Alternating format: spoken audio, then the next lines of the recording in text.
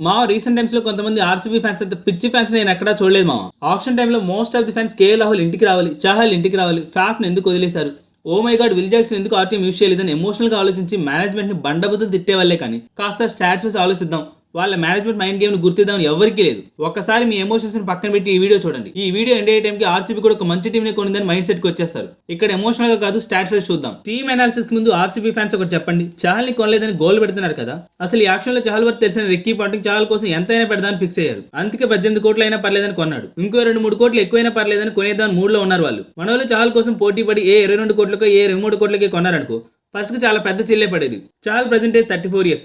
తన ఐపీఎల్ కనుక తీసుకుంటే ఇంకో 3 years టీమ్ తోనే ఆడించాలి. మధ్యలో వదిలేస్తా అంటే మినీ ఆక్షన్ లో మంచి ప్లేస్ అవైలబుల్ గా ఉంటారా? మీరే చెప్పండి. చహల్ కి 18 కోట్లు చాలా ఎక్కువ ఎంతమంది ఎక్స్పర్ట్స్ చెప్తున్నారు. ఎక్స్పర్ట్స్ అంత అమౌంట్ వేస్ట్ అంటుంటే ఫ్యాన్స్ ఏమో చహల్ ని కొనాల్సింది అంటున్నారు. అదే లెక్క అసలు.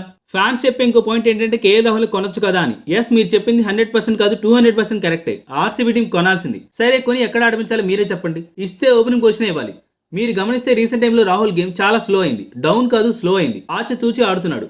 తనతో వచ్చిన కోహ్లీ సిచ్యువేషన్ కూడా అదే. పవర్ ప్లే లో కూడా కోహ్లీ హిట్టింగ్ చేయడు, బాల్ ని చూసి ఆడతారు. వీళ్ళిద్దరు ఓపెనింగ్ వస్తే ఆర్సీబీ మ్యాచెస్ లో పవర్ ప్లే స్కోర్ 40 కూడా క్రాస్ చేయలేదు. ఓపెనర్స్ లో అక్కడ మాత్రం నాన్ స్టాప్ గా హిట్టింగ్ చేయాలి. అదర్వైజ్ చిన్నస్వామి స్టేడియం లో స్కోర్ 180 కూడా దాటదు.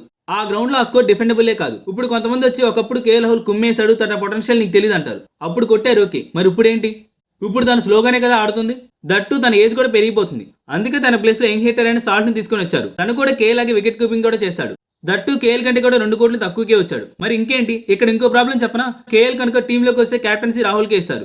ఇప్పుడు తను లేడు కాబట్టి కోహ్లీనే క్యాప్టెన్ అంటారు. కోహ్లీ క్యాప్టెన్ అయితే హ్యాపీనే కదా, మరి ఇంకేంటి మీ బాధ? సో ఈ 2 పాయింట్స్ క్లారిఫై చేసాం.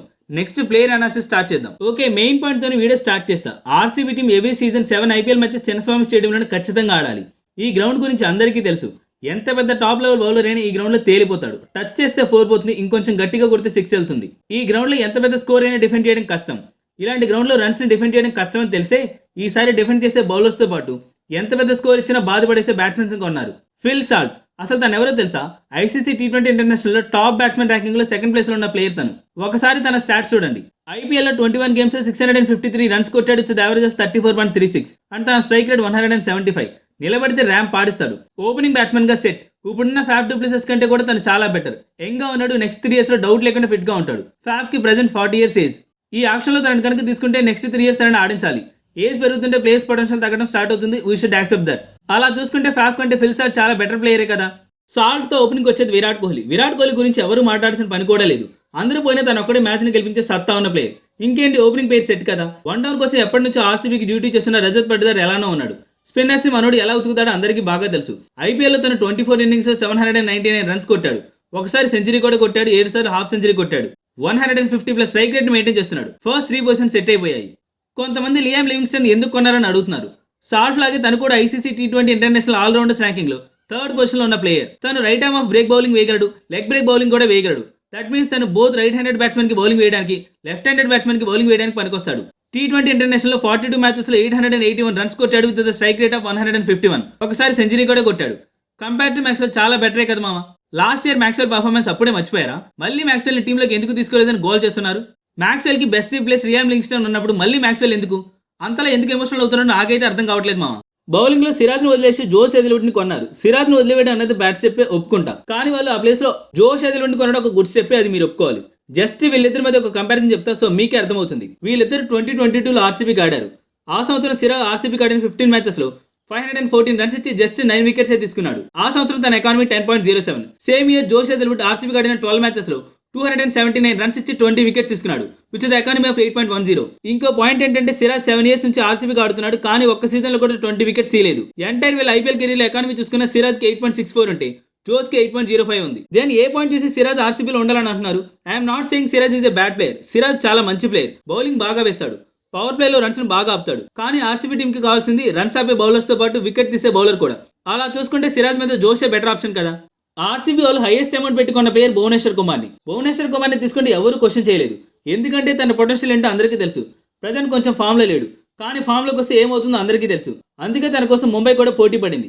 ఇది బ్యాట్ పిక్ అంటే వాడికి క్రికెట్ నాలెడ్జ్ లేదనుకోవడమే. ఇంకా one of the best picks for RCB. ఇంకా డిస్కషన్ వేస్ట్. నెక్స్ట్ పాయింట్ వస్తే కృణాల్ పాండ్యాని కూడా 5.75 కోట్లు పెట్టుకుంటే ఎందుకు కొన్నారని అడుగుతున్నారు. తను left handed allrounder. Left handed ఇసుడుతోప్పుడు బౌలింగ్ వచ్చి తెలిసిందే కదా.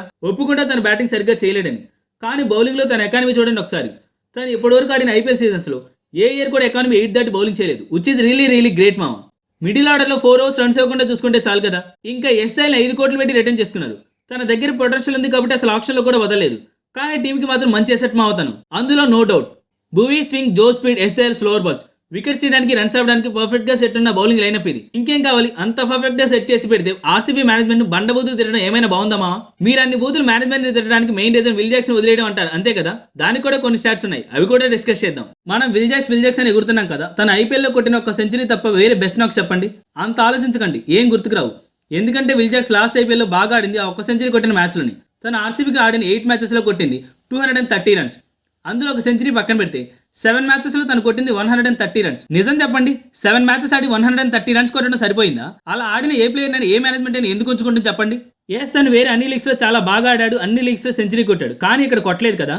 ఛాన్స్ ఇచ్చినప్పుడు ప్రూవ్ చేసుకోలేదు కదా అని మాత్రమే మేనేజ్మెంట్ ఆలోచిస్తుంది. దట్టు ఎంఐకి ఆర్సీబీకి మధ్య ఏదో మ్యాచ్ ఫిక్సింగ్ కూడా అయింది. For the benefit of business వదిలిపారుదుబ్బారు. రేపైనా వచ్చి ఆర్సీబీ మీదనే కొడతాడు, సరిపోతుంది. వీళ్ళు విల్ జాక్సన్ ఇచ్చేసి వాళ్ళ దగ్గర నుంచి టిమ్ డేవిడ్ ని, షెఫర్డ్ ని, న్యూవాన్ తుషారాన్ని తీసుకున్నట్లుంది. యాక్చువల్లీ ఇది fair exchange. Will Jacks potential ముందు ఈ 3 ప్లేయర్స్ సెట్ అవ్వరని మనం ఫీల్ అవుతున్నాం అంతే.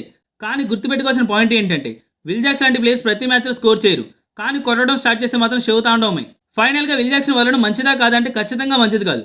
కానీ మేనేజ్మెంట్ ఎప్పుడు వాళ్ళ బిజినెస్ మాత్రమే చూసుకుంటారు, ఫ్యాన్స్ ఎమోషన్ కాదు. అది గుర్తుపెట్టుకోవాలి మనం. తనను వదిలివేయడమే తప్పు అనుకుంటే కొంతమంది ప్లేయర్స్ ని హ్యూజ్ అమౌంట్ పెట్టి కొన్నారు మామ, అది కూడా రాంగ్ అనిపించింది. అది కూడా డిస్కస్ చేద్దాం. ఆర్సీబీ కొన్ని ఇంకో player Jitesh Sharma. To be frank 11 కోట్లు చాలా ఎక్కువ మావతానికి. 6 నుంచి 7 కోట్లు పెడదాం అనుకున్నారు, కానీ పంజాబ్ వాళ్ళు పోటీకి వచ్చేసరికి 11 అనాల్సి వచ్చింది. అలా అని వర్స్ట్ పిక్ అని అడిగితే కాదని చెప్తా, మరి బెస్ట్ పిక్ అని అడిగితే దానికి నా ఆన్సర్ కూడా నోనే. బట్ బెటర్ ప్లేయర్ అని చెప్పొచ్చు. తనకు పెట్టే అమౌంట్ వేరే ప్లేస్ కి పెడితే బెటర్ అని అనిపించింది. మంచి హిట్టింగ్ చేయగలడని ఆర్సీబీ ఫ్యాన్స్ ఆవేశంలో వీడియో షేర్ చేస్తున్నారు, కానీ స్టాట్స్ అయితే అంత ఇంప్రెసివ్ గా లేవు మామ. ఐపీఎల్ ఆడిన 36 ఇన్నింగ్స్ లో 730 రన్స్ కొట్టాడు, ఒక్కసారి కూడా హాఫ్ సెంచరీ కొట్టలేదు. తన యావరేజ్ జస్ట్ 22.81 ఉంది. I don't think this is the best pick. Rasikh Salam కూడా 6 కోట్లు పెట్టారు, ఇది కూడా కొంచెం ఎక్కువే, కానీ బెస్ట్ బై మామ. ఎందుకంటే తన ఒక బౌలర్. తను ఆడిన 11 ఐపీఎల్ మ్యాచెస్ లో 9 వికెట్స్ తీసుకున్నాడు. అంత ఇంప్రెసివ్ గా లేవంటారేమో. తను ఇప్పటివరకు T20 మ్యాచెస్ లో 30 ఇన్నింగ్స్ లో ఆడితే 37 వికెట్స్ తీసుకున్నాడు, ఒకసారి ఏకంగా 6 వికెట్స్ తీసుకున్నాడు. T20లో తన ఎకానమీ 8.50 ఉంది. అన్ని బాగానే ఉన్నాయి కదా. గుర్తుపెట్టుకోండి, ఇవాళ యంగ్ ప్లేయర్స్ మీద ఇన్వెస్ట్ చేస్తేనే రేపటికి స్ట్రాంగ్ గా ప్రిపేర్ చేయగలం, లైక్ ముంబై ఇండియన్స్ టీమ్. ఇక్కడి వరకు అన్ని బాగానే ఉన్నాయి కదా. ఇప్పుడు తక్కువ అమౌంట్ లో ఆర్సీబీ బెస్ట్ పిక్స్ గురించి మాట్లాడుకుందాం. నెంబర్ 1 దేవదత్ పడిక్కల్. మనం పడిక్కల్ని చాలా తక్కువ అంచనా వేస్తున్నాం. తను 2020లో ఆర్సీబీకి ఆడినప్పుడు 473 రన్స్ కొట్టాడు. 2021లో ఆడినప్పుడు 411 రన్స్ కొట్టాడు, అందులో ఒకసారి సెంచరీ కూడా కొట్టాడు. దాని తర్వాత ఆర్ఆర్లో 2 ఇయర్స్ కలిపి 600+ రన్స్ కొట్టాడు. లాస్ట్ ఇయర్ వర్స్ట్ గా ఆడాడని తన దగ్గర పొటెన్షియల్ లేదనుకుంటే మనంత పిచ్చోళ్ళు ఉండరు. అలాంటి ప్లేయర్ ని జస్ట్ ఆర్సీబీ 2 కోట్లకే కొట్టేసింది. బెస్ట్ పికే కదా మరి. నెంబర్ 2 న్యూవాన్ తుషారా. తన T20లో 15 మ్యాచెస్ లో 24 వికెట్స్ తీసి 7.78 ఎకానమీ మెయింటైన్ చేసిన ప్లేయర్. ఐపీఎల్ లో తనకు వచ్చిన ఛాన్సెస్ తక్కువ. శ్రీలంకకి one of the main bowlers. అలాంటి బౌలర్ ని ఆర్సీబీ జస్ట్ 1.6 కోట్లకే కొట్టేసింది. Number 3 best of best pick అంటే Jacob Bethell, the future super star of England cricket. మనోడు ఇంతకు ముందు ఐపీఎల్ ఆడలేదు, కానీ మంచి పొటెన్షియల్ ఉన్న ప్లేయర్. T20లో ఆడిన 6 ఇన్నింగ్స్ లో 57.66 యావరేజ్ మెయింటైన్ చేసిన ప్లేయర్. కరెక్ట్ గా చెక్కితే బౌలర్ ని చెక్కేస్తాడు, దట్ ఫర్ షూర్. నెంబర్ 4 మన ఆర్సీబీకి లక్కీ చామ్ అనే స్వప్నిల్ సింగ్ ని రిటైన్ చేసుకున్నాం. తెలుసు కదా, లాస్ట్ ఇయర్ తన టీంలోకి రాగానే వరుస పెట్టి మ్యాచెస్ గెలడం స్టార్ట్ చేశారు ఆర్సీబీ వాళ్ళు. బెస్ట్ పిక్ ఇది. ఇంకా ఫైనల్ గా ప్లేయింగ్ 11 గురించి మాట్లాడితే ఓపెనింగ్ కి విరాట్ అండ్ సాల్ట్ ఉన్నారు. 1 డౌన్ లో రజత్ పటిదార్ ఉన్నాడు. మిడిల్ ఆర్డర్ లో Krunal Pandya, Liam Livingstone, Tim David, Jitesh Sharma ఉన్నారు. బౌలింగ్ చూసుకోవడానికి స్వింకింగ్ భూవీ ఉన్నాడు. స్లో బాల్స్ కోసం ఎస్టైల్ ఉన్నాడు. స్పీడ్ కోసం జోస్ హేజల్వుడ్ ఉన్నాడు. వీళ్ళలో ఎవరికైనా ఏదైనా అయితే రీప్లేస్మెంట్ న్యూవాన్ తుషారా ఉన్నాడు. స్పిన్ కోసం లివింగ్స్టన్ అండ్ కృణాల్ ఉన్నారు. ఇంకేం కావాలి మామ మీకు? బెస్ట్ ఆఫ్ బెస్ట్ టీమ్ అని చెప్పను కానీ ఒక మంచి టీం ని ప్రిపేర్ చేశారు మామ. నా దృష్టిలో RCB management it a good job. Troll చేయడం కరెక్ట్ కాదని నా ఒపీనియన్. లేదు మేము ఎమోషనల్ గా సాటిస్ఫై అవ్వలేదు, మేము ట్రోల్ చేస్తామంటే మిమ్మల్ని ఎవ్వరూ బాగు చేయలేరు. అది మా నెక్స్ట్ ఏ టీం గురించి కావాలో కామెంట్ చేయండి. ఆ వీడియోలో మళ్ళీ కలుద్దాం. Until then take care, bye by.